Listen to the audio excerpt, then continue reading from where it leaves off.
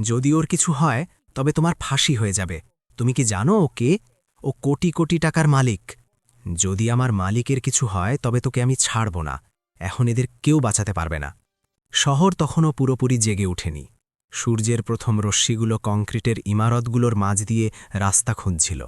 আর ঠিক সেই সময় এক রোগা পাতলা ছেলে কাঁধে একটি ছেঁড়া বস্তা নিয়ে গলিতে প্রবেশ করল। বয়স হবে 18-19 বছর। নাম আদিত্য।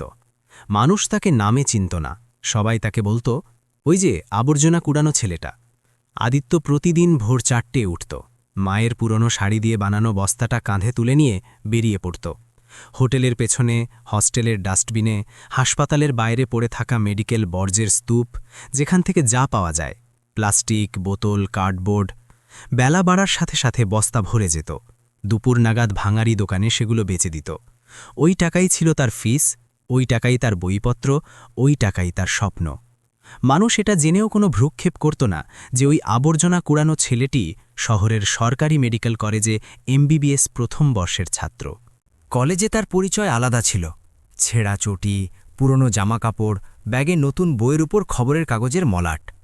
কিছু ছেলে হাসাহাসি করত, ভাই আজ কোন আবর্জনাটা পড়ছিস?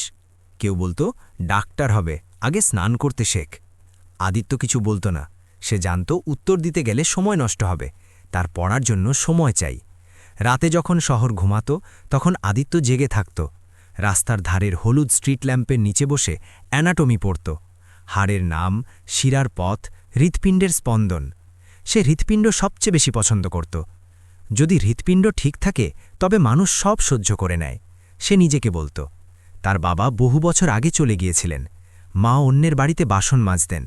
অনেক সময় ফিস দেওয়ার টাকা পুরো হতো না, তখন আদিত্য দুদিন বেশি করে আবর্জনা কুড়াত, না খেয়ে থাকত, কিন্তু বই পড়া অসম্পূর্ণ রাখত না।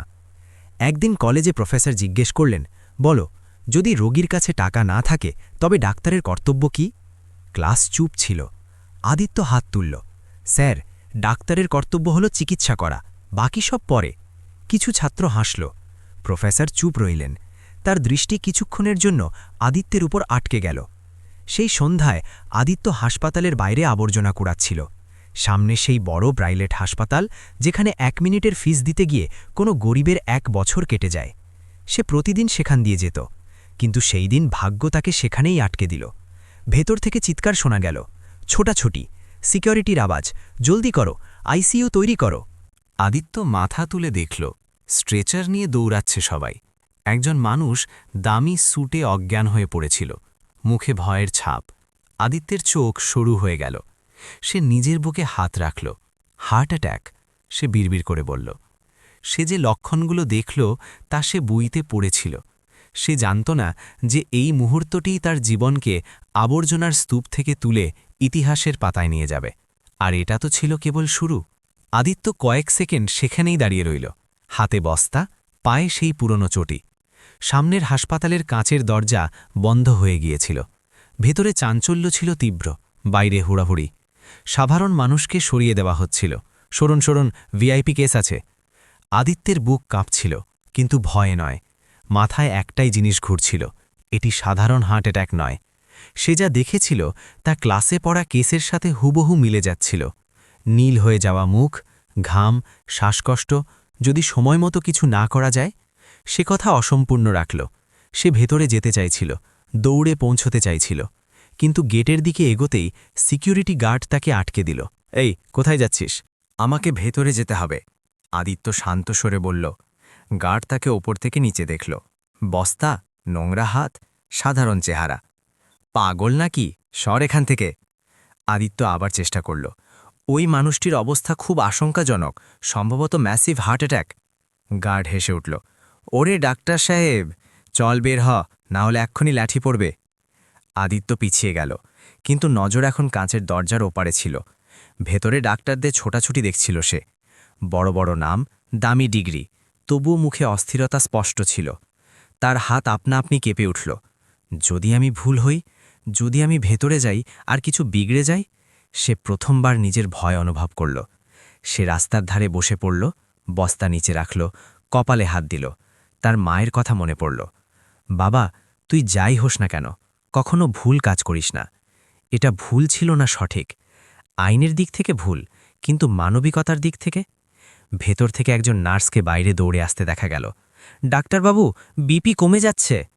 কেউ বলল, আইসিইউ রেডি করো, কিছু বোঝা যাচ্ছে না। আদিত্য উঠে দাঁড়াল।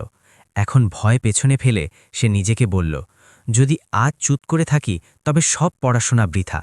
সে আবার গেটের দিকে এগোল। এবার কণ্ঠে দ্বিধা ছিল না। আমি মেডিকেল স্টুডেন্ট, সে জোরে বলল। কিছু মানুষ থামল।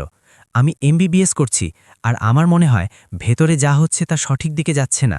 একজন ডাক্তার ঘুরে তাকালেন। তুমি? আদিত্য মাথা নাড়ল। হ্যাঁ, আমি। আর যদি আপনারা আমাকে 5 মিনিট সময় দেন তবে হয়তো একটা প্রাণ বাঁচতে পারে। হলে নিস্তব্ধতা ছড়িয়ে পড়ল।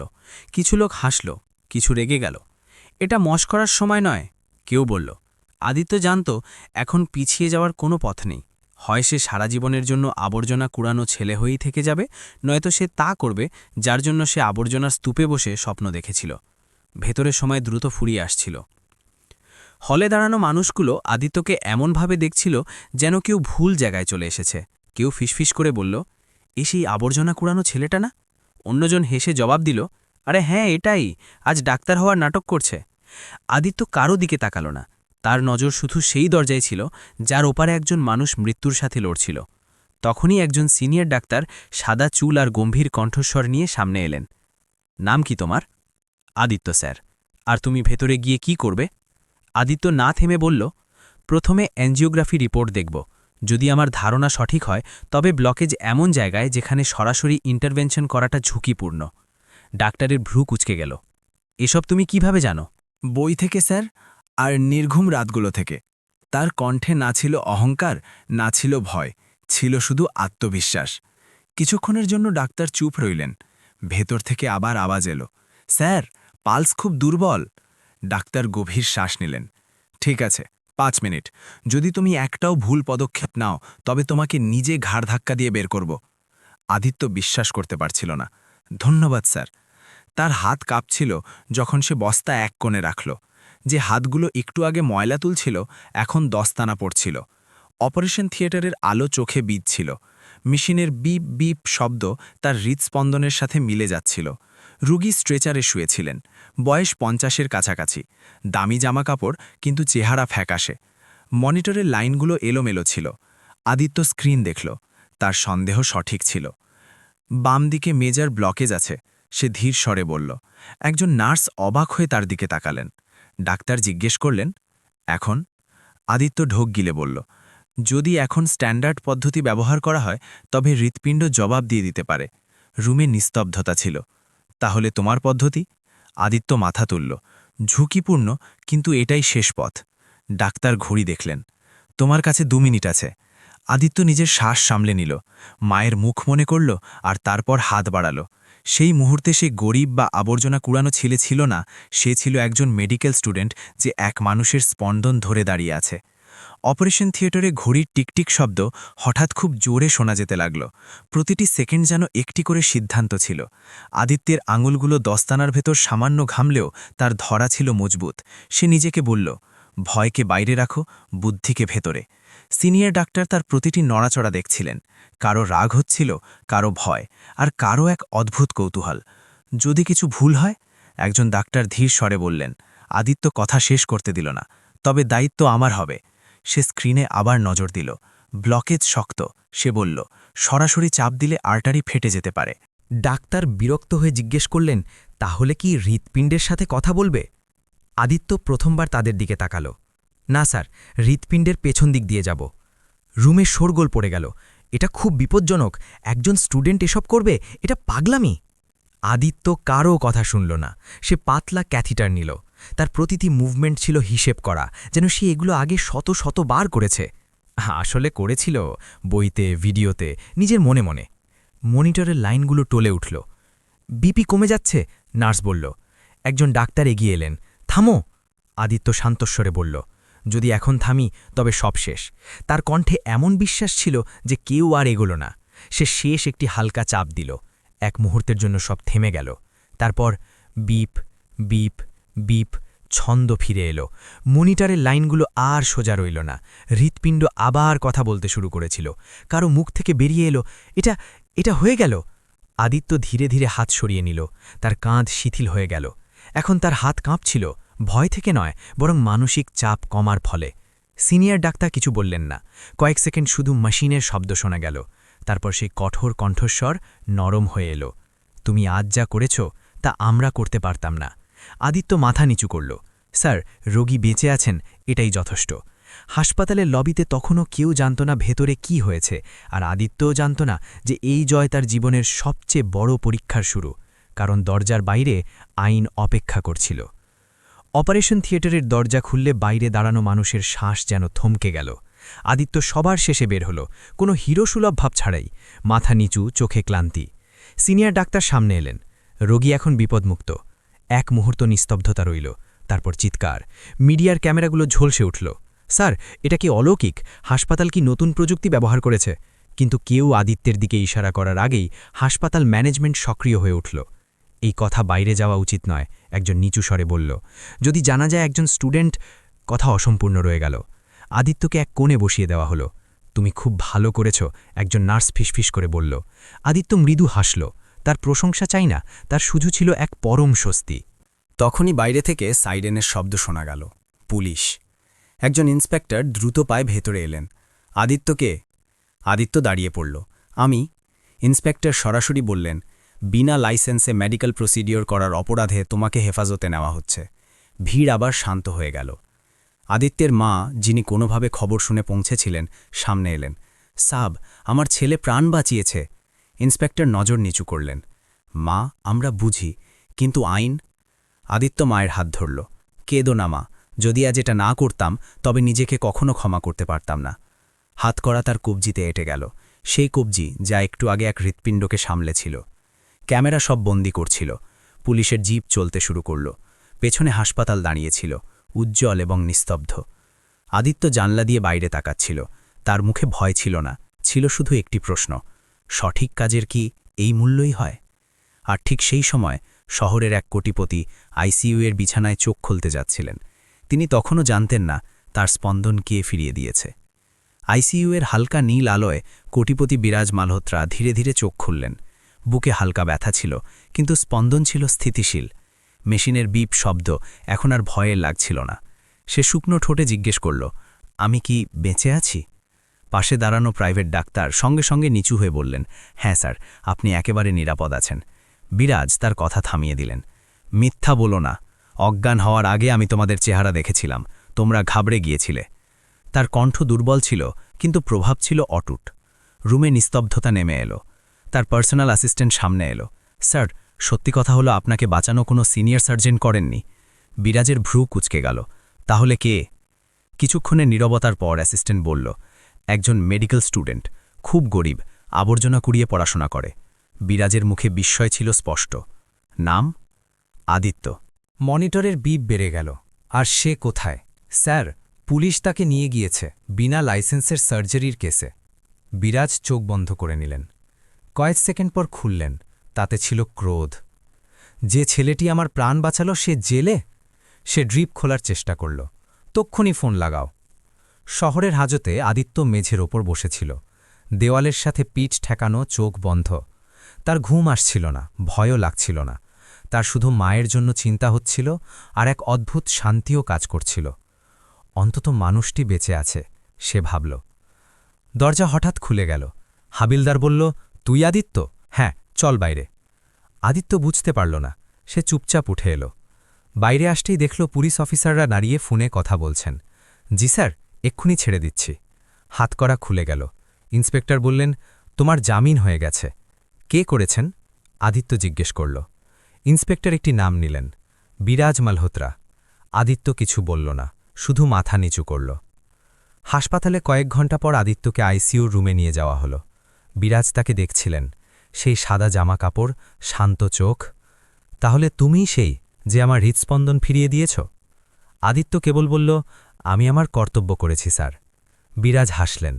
আজ বুঝলাম, সে ধীরস্বরে বলল, মাঝে মাঝে সবচেয়ে দামি জিনিসগুলো ডাস্টবিনে নয়, ডাস্টবিন থেকে উঠে আসা মানুষের কাছে পাওয়া যায়। আর সেই রুমে এক নতুন গল্পের ভিত্তি স্থাপিত হচ্ছিল। বিরাজ মালহোত্রা আদিত্যকে দেখতে থাকলেন, যেন কোনো বইয়ের এমন এক পাতা পড়ছেন যা তার চিন্তাধারা বদলে দিয়েছে। তুমি জানো, বিরাজ বললেন, আমার একটা সইয়ে মানুষ কোটি কোটি টাকা কামিয়ে নেয়, আর একটা ফোন কলে জীবন বরবাদ হয়ে যায়। আদিত্য নজর নিচু করে রাখল। স্যার, আমার এসব নিয়ে কোনো মানে নেই। বিরাজ হালকা হাসলেন। এটাই তোমাকে আলাদা করে তুলেছে। সে তার অ্যাসিস্ট্যান্টের দিকে তাকিয়ে বসতে বলল। আদিত্য চেয়ারে বসল। তার পোশাক তখনও সেই পুরনোই ছিল। বাইরে মিডিয়ার শোরগোল ছিল, কিন্তু ভেতরে পরিবেশ ছিল ভিন্ন। তোমাকে বাঁচানোর জন্য নয়, হাসপাতাল নিজেকে বাঁচানোর জন্য চুপ ছিল। যদি আমি না বলতাম, তবে তুমি আজও জেলে থাকতে। আদিত্য প্রথমবার সরাসরি তার চোখে তাকাল। স্যার, যদি আবার একই অবস্থা হতো, তবে আমি সেটাই করতাম। বিরাজের হাসি কিছুটা গম্ভীর হল। আর যদি এর মূল্য তোমার কেরিয়ার হতো তবুও? আদিত্য না ভেবেই বলল, ডাক্তার হওয়ার মানে কেবল ডিগ্রি পাওয়া নয়। বিরাজ গভীর শ্বাস নিলেন। আমি তোমাকে পুরস্কার দিতে চাই, টাকা, গাড়ি, বিদেশে পড়াশোনা, যা চাও। আদিত্য চুপ রইল।